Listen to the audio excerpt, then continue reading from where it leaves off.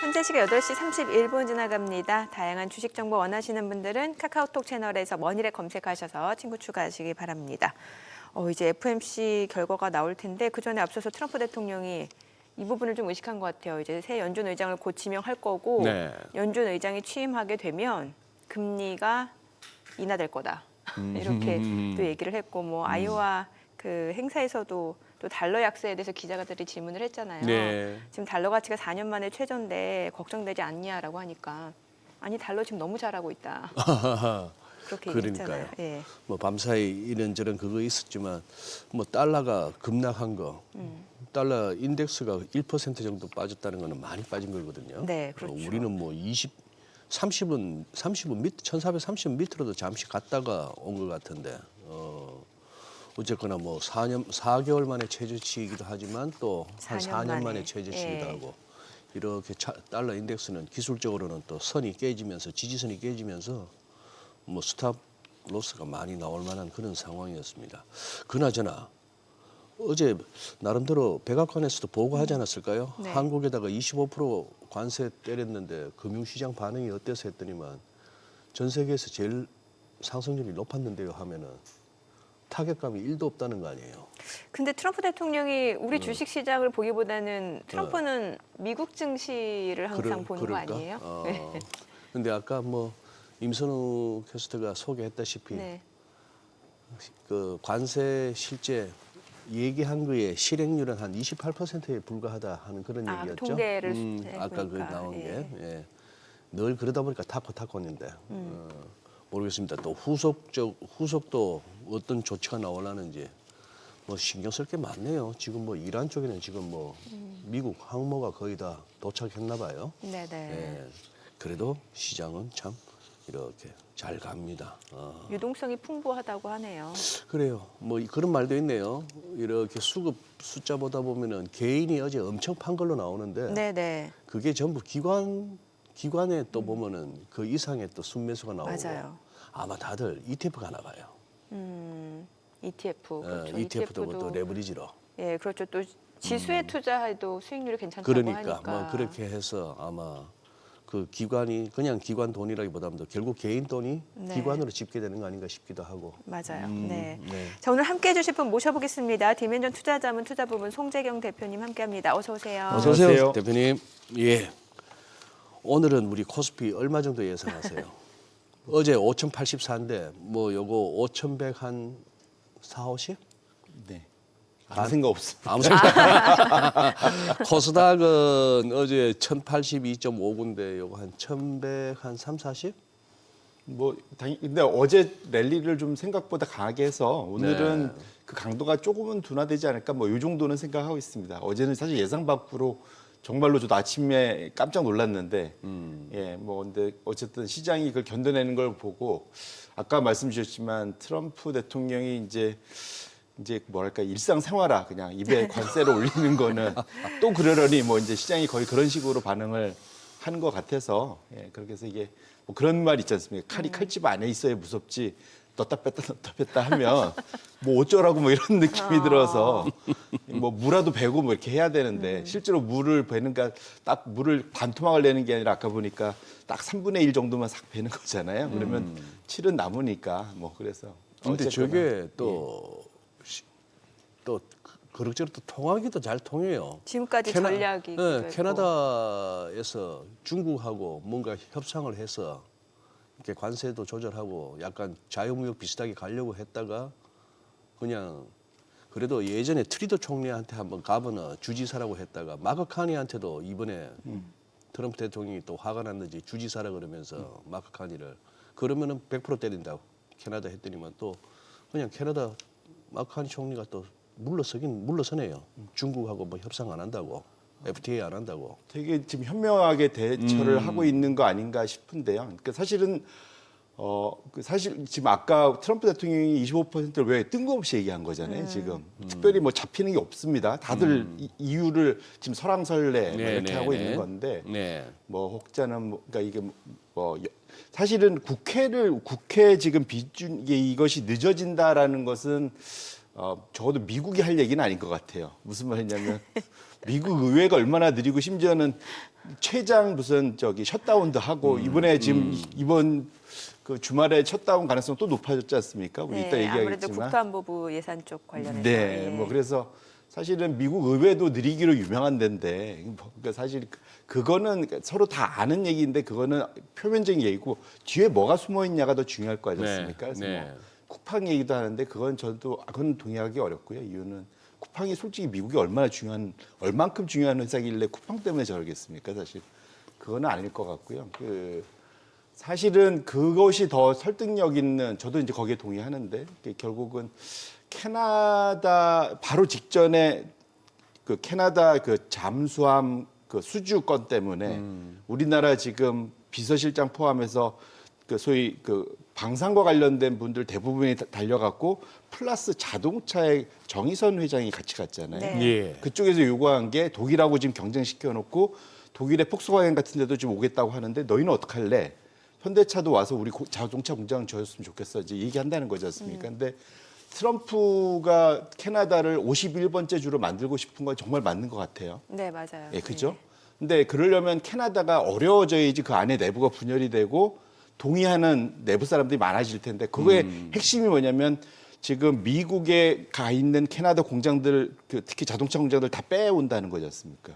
근데 그거를 빼갖고 거기가 어려워져야 되는데 그걸 독일이나 한국의 자동차 공장들이 들어가서 다 메꿔주면 그러면 트럼프의 빅픽처가 많이 힘들어지는 거지 않겠습니까? 사실은 오히려 트럼프가 긁힌 건 그 부분이 아닐까? 뭐 그래서 지금 아까 지금 중국하고의 그런 캐나다의 거기에도 100% 관세 얘기하고 네. 우리도 뜬금없이 갑자기 25% 관세 얘기하는 이유가 결국은 캐나다 돕지 말라는 사인을 사실은 주려고 하는 것이지 않을까라는 해석을 개인적으로 해보고 있습니다. 근데 지금 EU하고 인도 사이에 어제 또 무슨 협상이 있었네요. 무역 협상이. 네네. 그렇죠. 네. 그러니까 트럼프가 좋은 일 해주는 건 그 사이에 사이가 안 좋았던 나라들을 다 이렇게 붙여주고 있어요.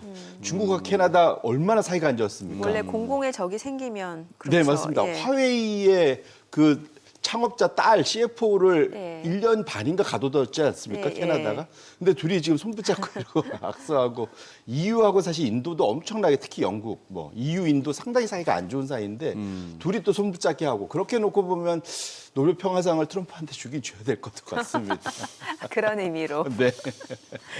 저희 앞서 오프닝에서 이제 달러 가치 얘기를 했단 말이죠. 그 전에 앞서서 또 레이트 체크라는 얘기도 나왔었단 말이죠. 네네. 특히나 일본의 그 엔화 가치가 막 떨어지다 보니까 맞습니다. 네. 실제로 이후로 지금 엔화도 그렇고 지금 다시 좀 움직임이 좀 반전되는 상황인 거잖아요. 맞습니다. 예. 지금 사실은 이제 이게 그러니까 지난주 주말 동안 있었던 일이죠. 네네. 정확히는 그때부터 거의 160엔 가까이 움직이다 보니까 158, 160엔 네. 달러당 그러다 보니까 일본도 계속 일본 정부가 소위 그 경고를 계속 줬는데 우리 할 거다 했는데 이번에 새로운 방법을 찾아낸 거죠. 그러니까 네. 미국과 일본이 동시에 공조를 하면 네. 그러면은 확실히 효과가 배가 된다는 게 이번에 이제 바로 드러났죠. 그래서 뉴욕 연은장이 그러니까 이게 다른 게 아니라 그러니까 연준의 전체 그 지역은행과 뭐 이사 다 있지만 실제로 자금을 집행하고 운용하는 건 다 뉴욕 연은에서 하거든요. 그러니까 뉴욕 연은장이 그 월가의 소위 그 외환 데스크들한테 다 한번 체크를 한 거라지 않습니까? 네네. 엔화에 대해서 지금 쇼패팅이 얼마나 있는지 뭐 이런 거 체크한 걸 거잖아요, 사실은. 그 얘기했다는 것만으로도 사실은 소위 그 엔화 약세 배팅을 했던 데들이 다 물러선 거죠, 사실은. 네, 예. 소위 말하는 이제 숏스키즈 네. 이제 이것이 이제 시작되기 시작한 건데 그건 방향성 자체가 일본 정부가 원하던 방향대로 엔화 강세로 돌린 것 같고요. 그래서 지금 차트를 제가 첫 번째 차트를 열어봐 주시면 제가 이거 계속 6개월짜리를 그 사이에 몇 번 업데이트해서 보여드렸는데 사실은 그러니까 일본 엔화, 한국 원화, 대만 달러가 다 같이 움직였어요. 다 약세였습니다. 근데 확실히 미일 공조로 확실히 그 엔화에 대한 개입이 있은 후에 같이 동반 강세로 확실히 반전을 했고요. 네. 달러 배만 달러만 조금 같이 안 움직이고 있는데 요거는 사실은 6개월로 놓고 봐서 그렇지 저 세 개 통화 중에는 대만 달러가 그나마 제일 잘 버텼던 거거든요. 그래서 1년을 놓고 보면은 비슷해집니다. 그래서 이렇게 놓고 보면 어쨌든 간에 확실하게 시장에서의 약간 투기적인 그런 소위 그 수요 뭐 이런 것들이 강했던 그런 숏배팅에 대해서 그런 것들이 일정 부분 확실히 반전된 거 아닌가라는 생각을 해볼 수 있을 것 같은데 사실은 이런 일이 일어나는 가장 큰 이유 중에 하나가 지금 미국 입장에서도 일본이 뭔가 일본 내에서의 자금 움직임이 가팔라지면 무슨 말이냐면 일본이 해외에다가 지금 잔뜩 갖고 있는 대외 자산들 이것을 지금 일본 국채 금리가 너무 올라가면서 굳이 해외에 놔둬야 돼? 또 내지는 심지어는 엔화가 너무 약세가면 어쩔 수 없이라도 그걸 강세하기 위해서 되돌아오게끔 일본 정부가 움직여야 돼? 이런 것들이 결국은 미국 입장에서도 미국 국채를 팔면 안 되기 때문이라도 본인들이 여기에 동의하게 되고 공조를 하게 되는 것이지 않을까 이렇게 해석을 하고 있습니다. 근데 이게 좀 미묘한 게 여기서 더 밀어버리면 진짜 셀 아메리카가 나올 수 있는 거 아니에요? 셀 아메리카 내지는 엔캐리 청산도 가능한 거 아닙니까? 더 밀어버리면. 조심해야 될 것 같은데 밀어도. 조심은 해야 되는데 1차적으로는 일본이 지금 미국 국채의 최대 큰 손 아닙니까? 그렇죠, 그렇죠. 예, 그러니까 일단 그래서 일본을 달래는 것이 더 중요한 것으로 판단을 한 것 같아요. 예. 그리고 지금 베센트 장관은 적어도 사실은 그 강달러를 원하는 것 같은데 네. 속내를 보면 그 흐름을 잘 아니까. 네. 일단 트럼프 대통령은 월가의 목소리 금융 쪽보다는 실무를 좀 더 중시하는 경향이 좀 있는 것 같습니다. 네. 주시장도 중요하지만 예. 그래서 약달러 그래야 우리 수출도 잘하고 좋지 뭐 이런 생각이 늘 맞아요. 예. 계속 나오잖아요. 예. 그러다 보니까 트럼프 입장에서는 뭐 약달러 되는 게 뭐 어때 뭐 이런 식으로 사실은 가는 것 같은데 문제는 어쨌거나 지금 소장님께서 잘 지적해 주셨는데 상당히 뭐랄까요 아슬아슬한 상황으로 가고 있는 것만은 맞다. 이게 뭐냐면 그 밑에 스티브 마이런이나 뭐 이런 분들이 뭐 제2의 플라자 합의 뭐 이런 얘기 하는데 그거 잘못했다가는 진짜로 그때와 달리 지금은 그 실물 경제가 주도하는 게 아니라 미국은 금융 자산이 주도하잖아요. 네. 그것이 말씀 주신 대로 셀 아메리카 되면 미국 가지고 저거 어떻게 대응할까? 그건 실제로 아무도 알 수 없고 그것의 또 다른 반응이 어제 드디어 지금 4년 최애 저점을 뚫고 내려오는 예. 달러 지수. 그래서 아까 보니까 158 뚫고 150 얼마였죠? 158, 157 뭐 이 정도까지 좀 내려온 거잖아요. 그래서 97, 96 뭐 이 정도네요. 제가 150이라고 그랬는데. 달러. 달러네. 제가 헷갈렸습니다. 그래서 지금 엔화하고 막 예, 헷갈렸어요. 달러, 예. 그래서 달러 지수 자체도 4년 저점을 뚫는데 이게 기술적으로 되게 중요한 게 14년 소위 장기 강세의 그 저항선을 좀 지지선을 뚫고 내려오는 거잖아요. 네. 그래서 상당히 의미 있는 시점이긴 해서 이것 자체가 만약에 뚫고 내려오면 정말로 이게 그러니까 외환 시장에서의 변동성이 정말 커질 수도 있겠다. 그러니까 엔캐리 트레이드가 급격하게 일어날 가능성은 저는 아주 크진 않다고 보지만 적어도 좀 긴 호흡으로는 지금 일본을 비롯해서 지금 미국에 투자했던 돈들이 빠져나갈 빌미를 계속 달러 지수 약세가 만들어주고 있다 이렇게 말씀드립니다. 그 근본적으로 보면은 그거잖아요. 다카이치 총리가 지금 자기 지지율도 높고 인기도 좋으니까 지금 뭐 매번 연정해서 연립 정부를 구성해 가는데 중의원 해산해서 2월 8일 날 선거하면은 자민당 단독으로 과반을 할 수 있다는 자신감 하에 그렇게 하면서 그렇게 되면은 이른바 책임 있는 확장적 재정 정책 결국 돈 더 푼다. 맞습니다. 그렇게 되면은 일본의 재정은 더 악화된다. 그래서 30년물, 10년물 국채 금리 막 올라가고 네. 돈 더 푸니 엔화 가치도 떨어지면서 달러엔 환율이 160엔도 넘어가고 이러려고 시장은 당연히 합리적으로 그렇게 반응했는데 그걸 틀어막겠다고 미국하고 일본이 같이 나온 거고 네.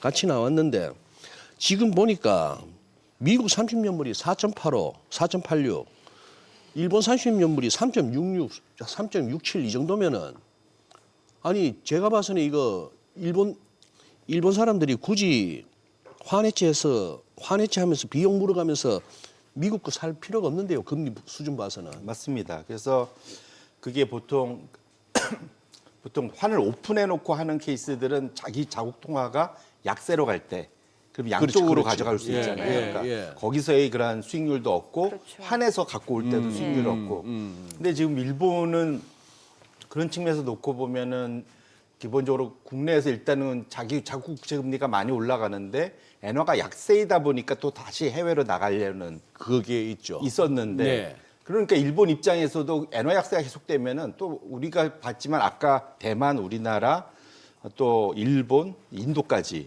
아시아 통화에서 최근에 약세를 계속 보였던 데를 보면 자원 빈국들이란 말이죠. 네. 수입 물가가 너무 올라가는 거예요, 사실은. 예, 부담도 되고. 예. 그러니까 유가가 그나마 낮아서 다행이긴 한데 그러다 보니까 일본 입장에서는 상당히 좀 곤란한 상황인 것만 많다. 안 그래도 지금 일본 물가가 높은데 어쨌거나 그러다 보니까 엔화 강세를 좀 원하는 너무 과하다.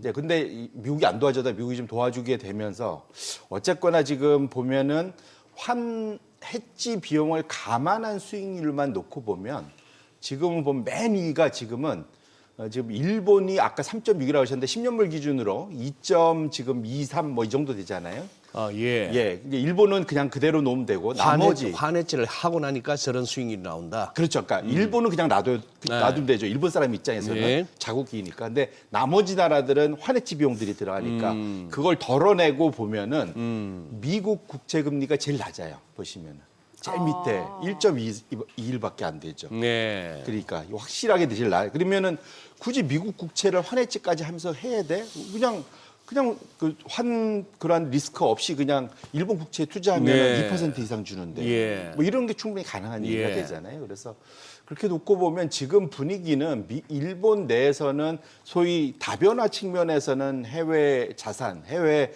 채권들을 갖고 갈 필요가 있게 하겠지만 수익률 측면에서 놓고 보면은 그게 그렇게 영리한 방법은 아니다. 근데 해외가 지금 워낙 많잖아요. 그러면 당연히 일본 입장에서는 좀 줄여야 되지 않을까라는 고민이 있고 사실은 그래서 일본도 다급했지만 미국이 전 더 다급해졌다라고 봐야 될 것 같은데 네. 그래서 이제 그 전 2번 차트를 열어봐 주시면 한눈에 들어옵니다. 이게 뭐냐면 그 전 차트를 열어봐 주시면 우리가 이제 순대외 금융자산이라고 있잖아요. NIIP. Net International Investment Position. 그러니까 내가 해외에 갖고 있는 채권들 뭐 투자해 놓은 거. 네. 그다음에 해외 사람들이 우리나라에 아하. 투자해 놓은 거. 예. 그거를 네팅해 버리면 네. 일본은 실제로는 순 채권국이 되는 거죠, 사실은. 주식도 많고 채권도 많고 그러다 보니까 3.6조 달러나 지금 갖고 있는 상황이고요. 미국은 2008년도 금융위기 이후에 강달러를 지속하면서 전 세계 자금을 쭉 빨아들였죠. 네. 그러면서 엄청난 순채무국이 됐는데 지금은 일본의 순대외 금융자산은 마이너스 24.6조 달러나 되거든요. 아하. 결국은 저 안에 12조 달러가 유럽이 갖고 있고 예. 그다음에 일본도 저기서 2조 달러 아마 이상 갖고 있겠죠. 아하. 이런 식으로 다 해외에서 지금 소위 미국의 동맹국이라는 데들이 저기 다 갖고 있는 거예요, 네네. 지금. 예, 예. 그러니까 근데 저 돈이 만약에 다시 되돌림, 약달러나 무슨 이유든 되돌아간다면 미국 입장에서도 사실은 과연 이 통제가 가능할까? 네. 그리고 일본 사실은 우리가 일본 걱정을 많이 해주는데 미국이 사실은 더 큰 걱정이다. 보면 경상수지가 GDP 대비 비중도 일본은 엄청난 흑자국이에요. 지속적으로 유지하면서 5% 가까이 흑자국인데 네. 미국은 거의 4% 적자국. 그렇게 뭐 관세 뭐 난리를 쳤어도 여전히 지금 경상수지 적자고요. 지금 재정수지 적자는 제가 따로 표시 안 했는데 일본은 뭐 지금 일본의 뭐 부채가 많다 난리를 쳐도 GDP 대비 1에서 2%밖에 안 됩니다. 근데 미국은 6%가 넘어가거든요. 그러니까 지금 지금 일본을 걱정해 줄 때가 아니라 사실은 혹시나 일본이 그런 걱정 때문에 해외 자금들을 다시 갖고 들어온다면 미국이 더 큰일 난다. 사실은 걱정이다. 그래서 그런 측면에서 놓고 보면은 미국이 갑자기 전례 없이 미일 공조로 공격적으로 나온 이유도 사실은 이런 데 이유가 있기 때문에 그래서 달러 지수가 지금 4년 저점을 뚫고 내려가는 그 모습 자체가 시장에서는 상당히 좀 뭐랄까요? 그 관심을 초집중하고 있는 네. 이유도 거기에 있다 이렇게 보실 될 것 같습니다. 지금 왼쪽에 나오는 저 그래프를 우리나라에 적용해서 한다면 GDP 대비 경상수지 우리 플러스일 것이고 맞습니다. 그다음에 순대외 금융자산도 미국 쪽이 아니라도 우리도 일본처럼 순대외 금융자산 네팅하면 우리가 더 많잖아요. 채권국이잖아요. 우리 다시 순채권국입니다. 그죠? 예, 예. 1등은 독일이고 일본, 우리가 한 7, 8등 정도 될 겁니다. 네. 자, 이렇게 되니까 진짜 참 이렇게 불과 한 달 전만 하더라도 다들 1,500원 언제 가나 이렇게 했는데 환율. 이게 허무합니다. 이게 시장 전망 내지는 어떤 시장 컨센서스 그리고 어떤 뭐 쏠림이. 지금은 이거 분위기가 이거 1,400원도 깨지겠네 분위기로 가요. 저는 계속 이렇게 말씀드렸습니다. 예, 그렇게 네. 말씀하셨고. 네. 그렇습니다. 이게 참 시장에서 이럴 거야 하는 그게 잘 안 맞아요. 이게 한쪽으로 뭐든지 쏠리면. 네, 그리고 사실은 그러니까 이유를 나중에 찾으면 항상 그렇게 되더라고요. 그러니까. 네, 네. 네. 네. 자, 지금 시각 8시 52분 향해 갑니다. 오늘 양시장 호가 상황 좀 체크해 보겠습니다. 먼저 코스피 예상 7일 지수부터 확인해 보겠습니다. 오늘 코스피 1.48% 상승 예상됩니다. 지금 5,160으로 집계가 되고 있고요. 코스닥도 0.5% 상승 예상됩니다. 1,088 양시장 상승 출발 예상되고 있고요. 시가총액 상위 종목 예상가 보겠습니다. 삼성전자 오늘 2% 상승 예상됩니다. 지금 호가는 16만 4천 원, 그리고 SK하이닉스가 1.2% 상승 예상됩니다. 지금 예상 체결가 81만 원. 현대차입니다. 오늘 1.9% 상승 예상되고요. 지금 호가는 49만 8,500원. LG에너지솔루션이 4% 상승 예상됩니다. 예상 체결가 42만 6천 원. 삼성전자 우선주가 2.7% 상승 예상되고 있죠. 삼성 바이오로직스도 오늘 상승 출발 예상됩니다. 지금 호가는 180만 1천 원. 한화 에어로스페이스가 4% 상승 예상되고요. 지금 호가는 128만 원. 두산 에너빌리티 6.8% 강세가 예상됩니다. 지금 호가는 9만 8,300원. HD 현대중공업 예상 체결가 지금 59만 7천 원, 1.5% 상승 예상되고요. SK스퀘어가 상승 출발 예상되고 있습니다. 코스닥 시가총액 상위 종목 예상가도 보겠습니다. 알테오젠 소폭 하락 예상되네요. 지금 호가는 40만 7천 원. 그리고 에코프로비엠 예상 체결가 21만 4천 원, 에코프로 13만 9,400원이고요. ABL바이오가 오늘 1% 하락 예상되고 레인보로보틱스 호가는 66만 1천 원, 리가캠바이오 예상 체결가는 19만 3,800원이고요. 코롱티슈진 HLB 혼조 출발 예상되고 있고 삼천당제약이 41만 4,500원으로 호가 집계되고 있습니다. 펩트론 예상 체결가는 28만 6,500원이네요. 자, 지금 개장까지 이제 한 6분가량 남았는데 오늘 대형주들 상승이 좀 예상되네요. 네.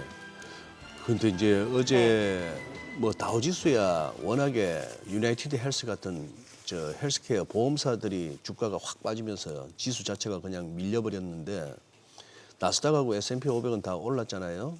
필라델피아 반도체 지수는 2.4%나 올랐고 마이크론 테크놀로지 어제도 마이크론 테크놀로지 5.44% 올랐는데 요즘에 메모리 쪽이 좋죠. 예. 이게 반년 만에 4배 났어. 한 100불 하던 놈이 9월 말만 하더라도 100불 하던 게 지금 410불을 왔는데. 네. 오. 그러니까 이거는 그래서 우리 반도체도 지금 뭐 외국계들이 120만 가요, 140만 가요, 하이닉스가 서로 경쟁적으로 이제 목표가 올리고 하니까 이쪽으로 이제 그거 하는데 현대차 같은 것도 관세 어떤 위협에 전혀 굴하지 않는 거 이런 모습도 참 물론 자동차 부품주는 조금 얘기는 다릅니다만. 네. 뭐 자동차는 사실은 이제 현대차가 지금 자동차로 간 건 아니니까요. 지금 주가가 올라간 거는. 네. 현대차 로보틱스로 회사 이름을 바꿔야 되나? 뭐 그렇죠. 현대 피지컬 AI. 뭐 현대 피지컬 AI. 예, 그래요. 와. 지금 솔직히 송 대표님, 네. 저기 코스닥 3천 내심 언제쯤으로 예상하세요? 이거 지금 허황된 얘기가 아닙니다. 이거 보니까. 솔직히 그래서 그 와중에 뭐 각자 돈 벌고 뭐 수익률이 좀 지수 대비 못하고 그거야 뭐 복불복인데. 네. 예, 3천 언제쯤 도달할 것 같습니까? 뭐 진짜 그건 저도 아까도 말씀드린 아무 생각 없고요. 그 타이밍을 맞추는 건 거의 불가능하고요. 근데 왜냐하면 근데 사실은 지금 뭐 코스피가 그 3천 얘기가 갑자기 나온 게 저도 갑자기 깜짝 놀랐는데 그 코스피가 2,500일 때 뭐 어쨌든 중간중간에서 5,000피 뭐 얘기했지만 이게 되게 1년이 안 걸리다 보니까 이제 이게 뭐 갑자기 다 현시된 것 같아요. 이제 5,000피에서 이제 10,000피 뭐 얘기하고 있고 근데 지금 그냥 말씀 주신 대로 코스닥이 1,000피에서 3,000피 가면은 지금 2배를 넘어서 3배 가는 거잖아요. 그걸 지금 우리가 언제 올 거냐 얘기를 하고 있으면은 내심은 속으로 1년 안에 오나 뭐 이런 생각들도 하고 있는 거잖아요, 사실은. 그렇죠. 예. 그래서 그건 좀 뭐랄까 좀 다들 마음들이 급하죠. 그리고 또 작년에 말씀 주신 대로 코스피에서 돈 못 번 분들이 코스닥에서 지금 레버리지 걸어서 많이 벌고 싶은 생각들이 있는 것 같은데 1차적으로는 상황은 되게 좋은 거는 분명하다. 맞다. 뭐 제가 전에도 했지만 대형주 장세가 중소형주로 갈 거다. 이미 미국은 갖고 전 세계적으로 가고 있다. 뭐 이런 얘기도 말씀드렸고 달러 약세 자체로 흐르는 것 자체도 우리나라한테 되게 좋은 거다. 흐름 자체가 왜냐하면 신흥국이 좋아지는 거거든요. 달러 약세는 미국, 비미국이. 그래서 그 앞에 우리나라가 사실 보면 전 세계에서 가장 좋아하는 아이템들을 다 갖고 있잖아요. 지금, 네. 지금 AI 갖고 있고, 예. 그다음에 로봇 갖고 있고, 예. 그렇지 않습니까? 이게 더 그리고 또 제일 지금 세계 경제 환경에서 제일 어려운 지금 소위 그 방산 이슈도 갖고 있고, 예. 방사도 갖고 있고. 네. 그다음에 전 세계가 전력이 부족하다는데 전력과 관련된 실제로 할 수 있는 전력 기기나 원전 기술이나 네. 뭐 이런 것도 국내에 다 갖고 있습니다. 그러니까 정말로 지금 세상이 필요로 하는 모든 것들을 1등은 어떤 부분은 1등이지만 1등이 아닌 것도 있지만 어쨌든 다 갖고 있는 시장이기 때문에 그렇게 놓고 보면 심지어 바이오 이쪽도 일정 부분 미국 수출도 꽤 하고 그래서 진짜로 그 소위 우리나라가 좀 축소된 전 세계의 그러한 경제판, 뭐 예. 산업판 뭐 예. 이렇게들 얘기하는데 그 효과를 지금 그대로 보고 있는 건 맞는 것 같고요. 그렇게 놓고 보면 코스닥이 그 사이 좀 지지부진했는데 워낙 수급이 대형주 탑10으로 좀 맞아요. 쏠리다 보니까 그랬는데 이제 드디어 때가 된 겁니다. 왜냐하면 국민성장펀드 첫 번째로 네. 국민성장펀드가 연에 30조 이상씩 지금 5년 동안 150조 이상 투자하는데 이건 엄청 큰 거거든요, 사실은. 감히 요즘에 하도 조조조 하니까 150조가 그게 뭐 큰 거야 마냐 이런데 과거에 이 뉴딜 펀드니 뭐 성장 펀드 이런 거는 끼케야 10조가 될까요? 뭐 이랬거든요, 사실은. 근데 이게 150조니까 엄청 큰 규모는 맞습니다, 사실은. 네. 근데 이것이 보통 통상적으로는 소위 첨단 그 산업 AI부터 해서 뭐 미디어 콘텐츠까지 전략 산업에 다 투자가 되는데 기왕이면 중소기업 플러스 스타트업 쪽으로 좀 더 돈을 몰아주게 돼 있잖아요, 예. 사실은. 그러면 사실은 코스닥 쪽이 당연히 수혜를 받을 수밖에 없는 과거의 경험도 이렇게 되면 보통 코스닥이 상장된 뒤 7년 미만인 기업에 투자하고 뭐 이런 것들 있지 않습니까? 그러니까 이 코스닥 벤처 펀드 뭐 이런 성과. 그래서 당연히 자금을 그쪽으로 갈 수밖에 없다는 기대감이 첫 번째 하나 있고요. 이게 새로운 큰 손이고 기존의 큰 손이 또 중소형주 관심을 가졌습니다. 제가 작년에도 자꾸 말씀드렸던 것 같은데 국민연금이 그 사이에 몇 년간 소위 집행을 안 하던 중소형 스타일, 중소형주 스타일의 작년 11월 말에 운용사들을 다 새롭게 선정을 했거든요. 그럼 새로운 자금 집행이 좀 늘어난다는 얘기입니다. 이게 네. 올해부터 이제 집행이 되는 거고 그러다 보면 당연히 기관들은 그쪽에서의 그러한 그 자금이 들어가기 전에 선취적으로 들어가려는 또 욕구들이 되게 강하거든요. 그래서 네. 수익률이 그때 다 결정이 나니까 그래서 이런 것들이 맞물리면서 이틀 전에는 코스닥 지수가 그때 한 5% 올랐는데 코스닥 150은 10% 올랐습니다. 와. 예, 그래서 어제도 코스닥 150은 제 기억에 한 3%뭐 이 정도는 올랐던 것 같은데 그래서 이 확실히 올해는 일단 수급이 상당히 좋다. 그래서 마지막 차트를 먼저 열어봐 주시면 이게 또 패턴이 있더라고요. 이게 지금 IBK 투자증권에서 재밌는 패턴을 발견해서 발표를 해줬는데 보시면 쿵짝짝입니다. 쿵짝짝. 3년에 한 번씩 2년은 코스피 대비 코스닥 150이 부진하다가 3년 차가 되면은 코스피를 능가하는 수익을 늘 내더라. 하하. 그러니까 쿵짝짝입니다. 그러면 올해는 뭐예요 지금? 쿵으로 갑니다. 이제 드디어. 쿵. 예. 아. 그러니까 짝짝으로 밑으로 이제 2년간 부진했다가 올해가 지금 3년 차거든요. 그러니까 코스닥. 코스닥. 쿵이 오르는 거고 짝이 빠지는 거. 네. 올해가 다시 쿵할 때. 그러니까 결론은 코스닥이 올해 간다. 그러니까 이 과거의 패턴이 유지가 된다면, 근데 그 그 얘기 좀 여건은 저희 완전히 조성돼 있다. 여건은 개장하고 좀 들어보겠습니다. 네. 오늘 국내 증시를 확인해 보죠. 개장합니다.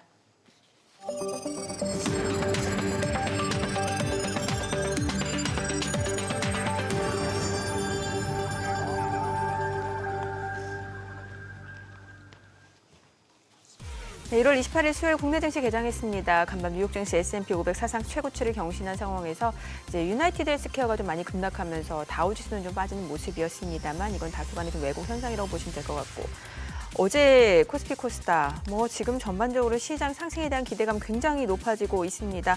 코스피가 어제 2%대 상승을 나타냈고 또 코스닥도 마찬가지로 지금 닷새 연속 상승세를 이어가는 모습이었는데 오늘도 대형주 쪽에서의 또 추가적인 상승세가 좀 예상이 되는 분위기죠.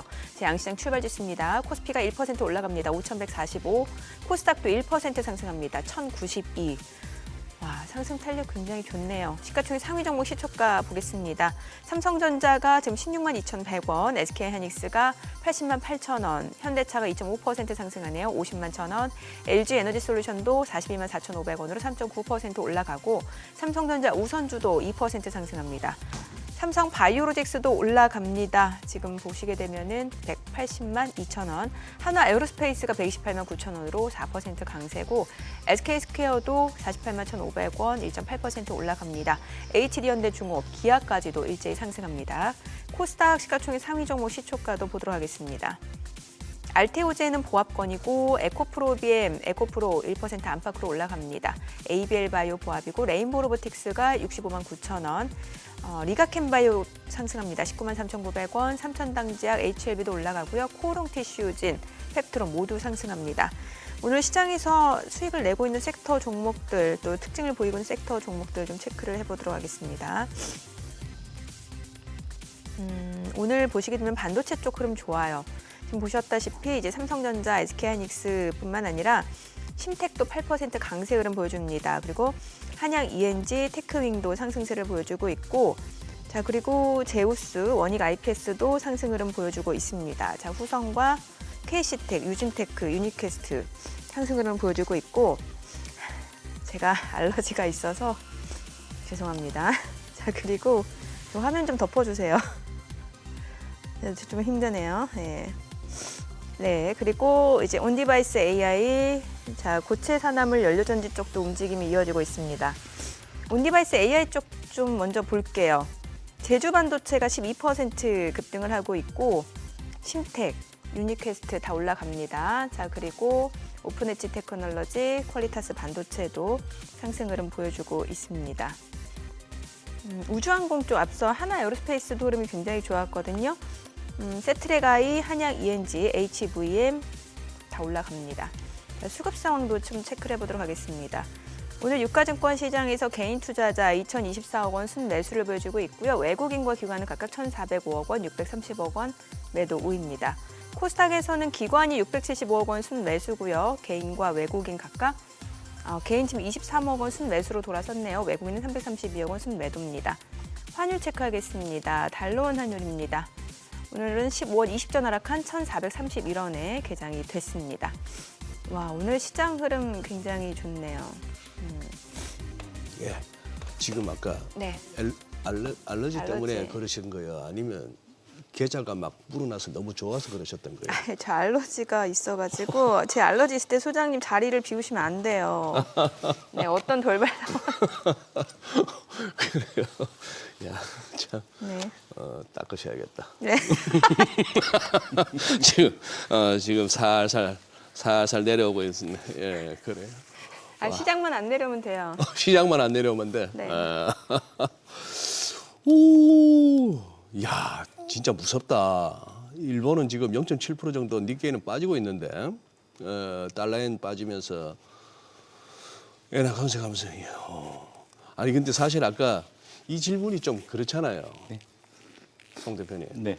말씀하신 대로 진짜 전 세계에 어디 내놔도 부끄러울 것 없는 산업 포트폴리오, 경쟁력 있는 산업 포트폴리오를 갖고 있고, 그중에서도 지금 가장 결타고 있는 반도체에서 우리가 짱짱하고 그런 상황은 인정되는데, 그게 2025년 접어들어서 갑자기 그랬던 것도 아니고 우리가 그랬던 것은 벌써 꽤 오래됐는데, 지금 이제 코스닥이 1,000이 올라오니까 이 멀쩡하게 생긴 진행자라는 사람이 대표님한테 3,000 언제 갈 것 같아요? 이런 소리를 갖다가 아무 생각 없이 하는 세상이 돼버린 게 진짜 신기합니다, 이거. 근데 뭐 이게 그러니까 결국 물이 늘 그거 많이 하지 않습니까? 물컵에 물이 반이 차 있는데 그걸 이제 물컵의 반씩이나 반밖에 뭐 얘기하는 건데, 네. 결국은 그러니까 사실 작년 한 해 동안 전 세계의 자금 흐름이 서서히 바뀔 수 있는 환경은 만들어진 거다. 그게 무슨 말이냐면 결국 14년 동안 나홀로 미국이 강달러 중심으로 강세로 전 세계 자금을 쭉 빨아들였다가 이제 목이 찬 거죠, 사실은. 일단 그래서 원래 돈이라는 것은 가장 탐욕적인 소위 그 물건이지 않습니까? 네. 그러니까 결국 수익을 쫓아서 움직여야 되고 그 다음에 이제 사실 찾았는데 한국이 보인 거다라고 보입니다. 그래서 한국이 눈에 보였고 그것이 이제 꼭 국내에서도 또 그 분위기가 만들어졌고 그러니까 외국인 뭐 국내 할 것 없이 상황은 그렇게 바뀌어 있는 것 같고요. 또 국내도 사실은 주식시장보다는 대부분 부동산이 대부분 자산이 꽉 차 있지 않습니까? 그러니까 어찌 보면 미국에서 조금만 흘러나와도 나머지 신흥국이 엄청 올라갈 수 있듯이 국내도 마찬가지로 자금이 주식시장에 크게 안 가다가 조금만 흘러 들어가도 사실은 크게 올라갈 수 있는 여건은 만들어져 있다. 우리 전체의 그러한 유동성 규모에 비해서는 주식시장이 상대적으로 조금만 들어가도 이게 올라갈 수 있는 여건은 만들어졌는데 그 트리거를 충분히 지금 시장이 제공해 준 거 아니냐. 정부도 제공을 했고 시장 환경도 제공을 했고 그런 거고 이제 코스닥이 그 사이에 늘 제가 작년 하반기 내내 받았던 질문이 코스피는 이렇게 잘 가는데 코스닥은 이렇게밖에 못 가요. 그 얘기 제 기억에 하반기에 거의 2주에 한 번은 받은 것 같아요. 그런데 이제 제가 맨날 얘기가 이제 코스닥 한 80% 오르고 코스닥은 한 30% 올랐지만 35% 올랐어도 미국보다 낫다 이제 그 얘기를 맨날 드렸었는데 근데 확실히 올해 들어와서는 이제 그쪽으로의 자금 흐름이 들어갈 수 있는 환경이 확실히 이제 잡혔고 시장에서도 이제 어찌 보면은 이제 코스피 잘 나가고 있지만 많이 올랐으니 그 다음부터는 또 새로운 데를 또 찾아가는 거지 않겠습니까? 그래서 그새 또 못 들어간 왜냐하면 예탁금이 보니까 또 이틀 전까지 해서 가장 최근 숫자 보니까 96조를 또 뚫었더라고요 보니까 그래서 사실은 아까 신용잔고 늘어나는 거 걱정하시는데 그러니까 그 신용잔고 대비 예탁금 대비 신용잔고 비율은 30%로 역대 또 제일 낮은 수준이에요. 그러니까 지금 뭐 엄청난 비트를 하고 있다 이렇게 보이지도 않습니다. 그래서 그렇게 놓고 보면 코스닥이 그렇게 그 엄청난 폭발적인 반응을 보인 것이 과열된 보이는 측면도 있지만 분위기가 당연히 글로 갈 수밖에 없는 상황인 건 맞고 그것이 한 반에 폭발을 한 거다 이렇게 봐야 될 것 같습니다. 뭐 지금 국내 증시 얘기를 하고 있습니다만 이제 또 이번 주 미국에서는 주요 기업들 실적 발표 또 있잖아요. 맞습니다. 뭐 메타, 마이크로소프트 다음 주에는 또 뭐 애플, 아마존도 있고 사실 그동안 시장 미국의 상승을 주도했던 건 이 매그니피센트 세븐인데 아무래도 그동안 많이 올랐으니까 약간의 상승률 자체는 좀 둔화된 모습인데 어떤 실적 발표를 기점으로 다시 한번 좀 상승률이 조금 더 강해질 수 있는 거를 좀 기대해 볼 수 있을지도 궁금하네요. 이번 주 들어와서는 확실히 좀 반응하고 있는 것 같고요. 이제 첫 번째로는 짧게는 연초 이후, 길게는 최근 한 2달 넘게, 2달 반, 한 6, 7주 동안은 확실히 M7이 상당히 부진했습니다. 저 연초 이후인데 저 밑에 파란색이 M7이고요. 중간에 검정색이 S&P 500, 맨 위가 그 M7을 뺀 493개. 그러니까 확실히 보시면은 M7이 부진한 걸 확인을 할 수 있습니다. 저게 지난주 금요일부터 이제 이렇게 살짝 올라오기 시작해갖고 어제 화요일, 월, 화 이렇게 하면서 조금 더 올라오고 있고요. 당연히 실적은 좋을 수밖에 없겠죠. 그래서 당연히 거기에 대한 기대감은 있고 그 사이 부진했기 때문에 당연히 이제 포트폴리오에 제일 많은 종목들이 M7이니까 당연히 이제 거기에 대한 반응들은 있을 텐데 다만 제가 전에도 말씀드렸다면 AI 대형주들의 주가는 주식시장보다는 채권시장이 결정할 거다. 그 말씀을 전에도 몇 번 드린 것 같아요. 근데 채권시장에서는 여전히 소위 경계의 눈으로 의심을 풀지 않고 있다.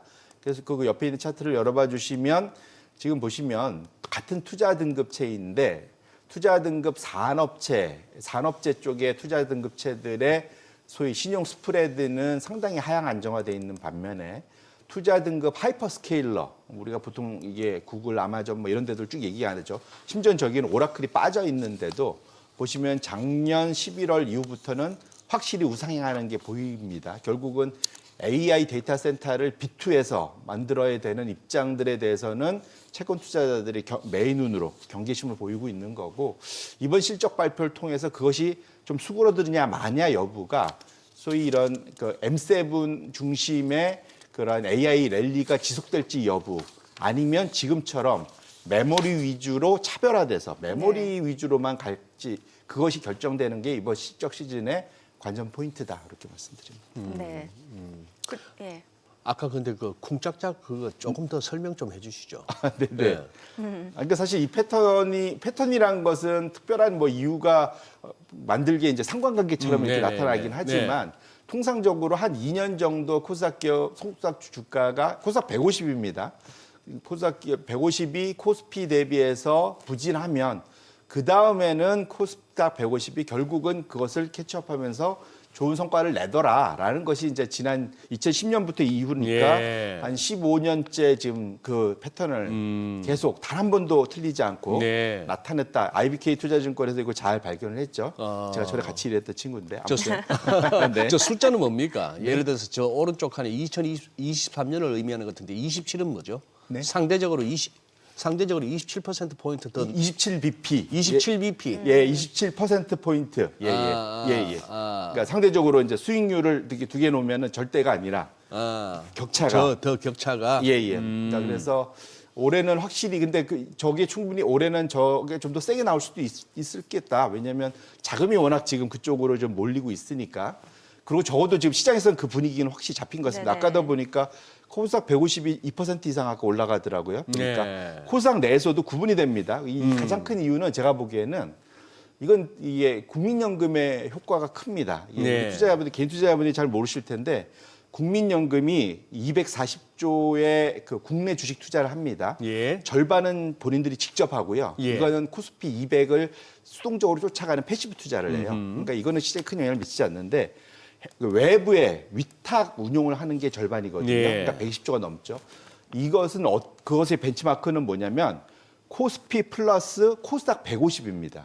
거기에는 코스닥이 들어가요. 근데 150 안에 들어가는 종목들만 투자가 거의 가능하게 돼 있거든요. 그러니까 100% 그건 아니지만 벤치마크로 봤을 때. 그래서 그렇게 놓고 보면 지금 기관 투자자들이 국민연금으로 자금을 받든 아니 국민성장 펀드로 받든 간에 아무도 집중되는 것은 코스닥 150 종목일 확률이 좀 큽니다. 그래서 여기서 그 다음 질문은 그거죠. 그러면 우리가 코스닥 올라가는데 뭐 사야 돼요? 무슨 업종 사야 돼요? 이 질문이잖아요. 항상 뻔히. 마지막 질문은 항상 그거죠. 그래서 제 뭐 답은 사요? 뭡니다. 코스닥 150 ETF 사세요. ETF. 글쎄. 왜냐하면 진짜로 저 안에는 사실은 또 폭탄들이 있을 수 있거든요. 그렇죠. 폭탄들이. 예. 근데 그걸 피해갈 방법이 쉽지가 않습니다. 특히 저도 자신이 없거든요.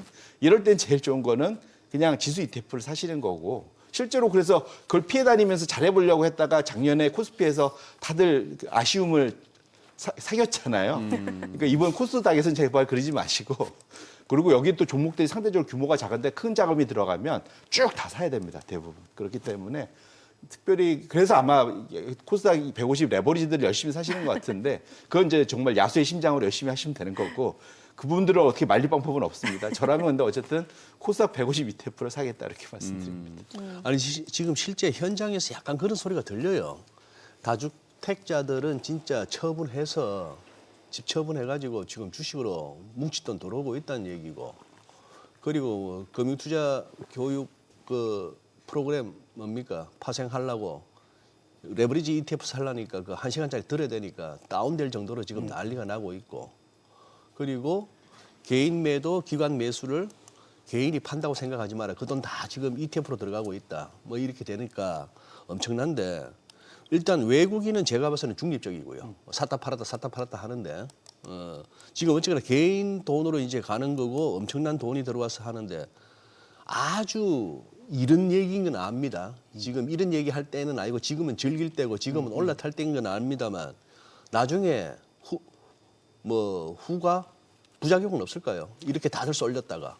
뭐 당연히 항상 모든 게 과열되고 나면은 거기에 대한 피해들은 분명히 있죠. 네. 그러니까 그거는 어쩔 수 없는 항상 뭐든지 이게 과하면은 넘치면은 그 다음에 뭐든지 예, 이게 뭔가 피를 흘리는 또 항상 그 마지막에 올라탄 분들이 피를 보통 많이 흘리게 되는 또 내지는 이제 처음엔 작게 시작했다가 점점 자신감이 없치면서 고점에서 엄청 들어간다거나 뭐 그런 일들이 있을 수 있는데 근데 사실은 뭐 그 코스피도 그렇고 코스닥도 그렇고 지금 그러니까 소위 그 이익이 받쳐주면서 주가가 가고 있어서 단지 돈의 힘만으로 올라가고 있으면 엄청 걱정될 텐데 네. 아직은 지금 이익이 받쳐주니까 다행스러운 상황인 건 맞다. 그래서 사실은 그 후가가 나타날 때가 뭐냐면 그러니까 결국은 경기가 어려워지거나 기업들이 돈을 버는 게 시원찮아지는데도 괜찮아 하면서 올라갈 때가 더 무서운 때가 될 것 같고요. 아직은 지금 그럴 타이밍은 아닌 것 같고. 근데 지금 실제로 그런 것들이 지금 그 소위 그러니까 제가 전에도 들었지만 우리 내부의 이슈라기보다는 대외 리스크 때문에 조정을 받으면 조정을 받을 수 있다. 그 말씀을 계속 드렸는데 예. 사실은 최근 들어서도 사실은 금 얘기를 계속 하게 되는 이유가 네. 금. 예. 금 가격이 사실은 이런 식으로 올라간다는 것은 뭔가 전 세계에 뭔가 문제가 어디선가 계속 생기고 있는 거거든요. 사실은. 그리고 이제 그것이 지금 어쨌든 미국 달러를 대체하고 있고 미국에서 지금 경기는 괜찮다고는 하나 사실은 재정 적자 6% GDP 대비 6%를 내면서 만들고 있는 것이라 저것의 지속 가능성에 대한 우려를 사실은 베센트 장관은 하고 있을 거예요. 아마. 하고 있고 그쪽에서도 좀 그래서 자기 엔화에 대해서도 그렇게 공격적으로 갑자기 대응하고 그다음에 뭐 연준을 내 마음대로 어떻게든 해보려고 애를 쓰고 뭐 이런 것들이 다 거기에 있다. 그래서 사실은 말씀 주셨던 대로 지금 당장 걱정할 건 아니지만 만약에 뭔가 리스크가 나타난다면 미국 발의 확률이 저는 여전히 높다라고 말씀드리고 그런 싶고요. 측면에서 네. 이번 주 저희가 좀 간구하고 있던 이제 대표님 앞서 저희 간단하게 말씀 주셨는데 그 아이스 국토 네네네. 안보부 그 예산과 관련해 가지고 뭐 셧다운 가능성 얘기 나오잖아요. 네네. 예. 근데 사실 뭐 이미 최장기간 셧다운도 경험해 가지고 약간 또 시장에서는 좀 내성이 생긴 감도 없지 않아 있거든요. 말씀 주셨는데 지금 사실은 그때의 셧다운은 그래도 뭐랄까 국민들한테 돈을 어느 분야에 얼만큼 더 줄 거냐 이거 갖고 싸운 거잖아요. 네네네. 근데 지금은 이게 사람이 죽고 사는 문제로 맞아요. 바뀌었기 때문에 네. 이 상황이 상당히 어려졌는데 다행스러운 거는 밤 사이에 트럼프 대통령이 약간 물러서는 모습을 좀 보여주고 있지 않습니까? 예. 국토안보부 장관도 약간은 그러니까 자리는 유지시키되 이쪽에서는 약간은 옆으로 좀 빼게 하고 지금 한참 그 앞에서 심지어 사람 죽이고 영웅 취급받던 사람들을 다 빼버리고 네. 뭐 이런 식으로 지금 뭐랄까요? 지금 공화당조차도 지금 공화당 지지자들조차도 지금 들고 일어나니까 그걸 잠재우기 위해서 노력을 하는 것 같은데 과연 지금 민주당 쪽에서 원하는 것만큼을 지금 해줄지는 모르겠습니다. 근데 제가 재밌는 차트를 갖고 왔는데 IC 예산이 왜 이렇게 이슈가 되나 봤더니 국토안보부 예산의 거의 절반에 가깝고요. 예. 그 규모가 보니까 지금 보시면 거의 280억 달러입니다. 280억 달러인데 이게 얼마에서 올라갔냐면 80억 달러, 90억 달러에서 저렇게 올라가요. 3배가 넘게 바로 올린 거예요. 근데 이게 어느 정도 보면 거의 보면 IC 보면 거의 군대 수준이잖아요. 네. 이민 단속국. 그 사람들한테 들어가는 저 정도의 돈이 얼마 정도냐면 지금 터키보다 많고요. 와. 저 밑이 바로 터키고 그 위에 지금 51번째로 그렇게 삼고 싶어하는 캐나다에 근접하는 이게 IC 그러니까 국토안보부 예산입니다. IC 예산입니다.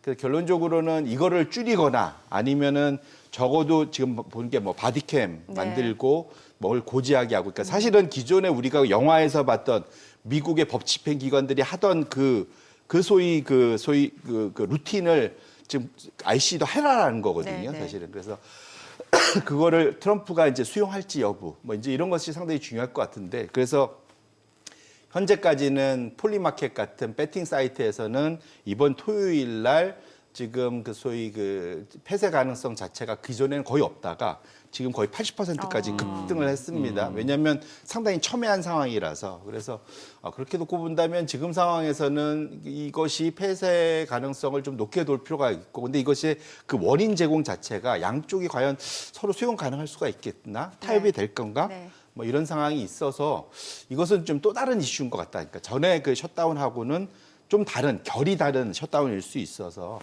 이거는 상당히 좀 뭐랄까요. 정말로 이게 긴장감은 그때보다는 훨씬 더 이거는 그냥 경제적인 긴장감보다는 이게 뭐랄까요. 사회 안녕 질서 뭐 이런 거와 관련된 긴장감이라서 조금은 좀 달리 볼 필요는 있겠다 이렇게 말씀드립니다. 어쨌거나 저 미네소타주의 미니아폴리스라는 저 도시가 일단 미네소타주 주지사가 카말라 해리스하고 러닝메이트를 했던 팀 월츠인가요? 주지사 거기고 지금 민주당 내에서 워낙 사람이 없다 보니까 차기 대권 주자로까지도 은근히 내심 생각하고 있을 거고 저 동네가 또 BLM 발언지 아닙니까?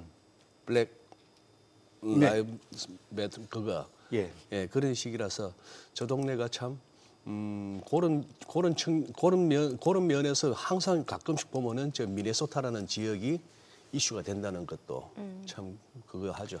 사실은 여기를 아마도 그 소위 그 반란법을 최초로 적용하는 대로 만들고 싶었던 것 같아요.